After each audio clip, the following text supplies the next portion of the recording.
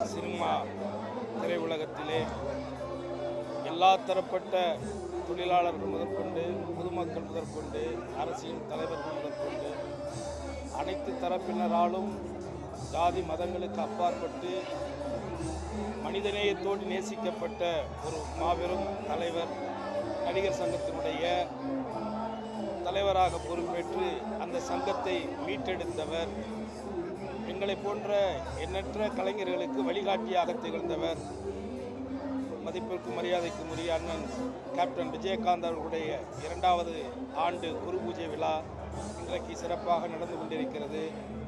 இதற்கான ஏற்பாடுகளை செய்த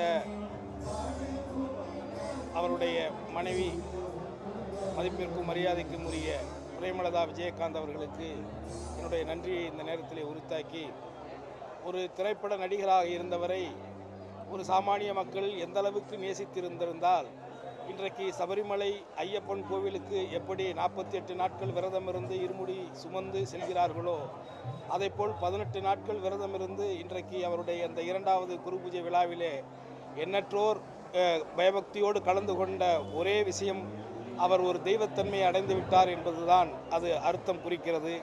அந்த விதத்திலே அவருடைய ஆசீர்வாதம், அவருடைய பிளஸ்ஸிங் எல்லா தரப்பட்டவங்களுக்கும் கிடைக்க வேண்டும். அதே நேரத்தில் அவருடைய குடும்பத்தார் அவருடைய ஆத்மா அவர்களை வழிநடத்த வேண்டும் என்று இந்த நேரத்திலே கூறிக்கொண்டு விடைபெறுகிறேன். நன்றி.